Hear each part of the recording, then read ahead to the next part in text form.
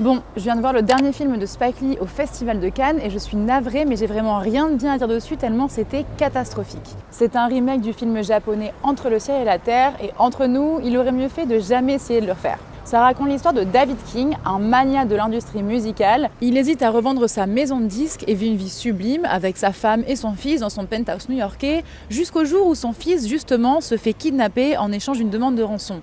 Sauf que ce n'est pas son fils que le kidnappeur a eu, mais le fils de son chauffeur et ami, Paul.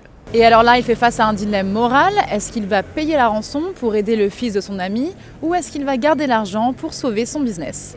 Moi, quand j'ai vu la bande-annonce du Spike Lee, je m'attendais à un thriller plein d'action. Mais en fait, pas du tout. J'ai eu l'impression de voir un téléfilm du dimanche soir. Il y a une musique de fond insupportable tout au long du film, à grand renfort de violon et de ballades au piano. Et c'est un peu ironique pour un film dont le personnage principal est censé avoir la meilleure oreille au monde.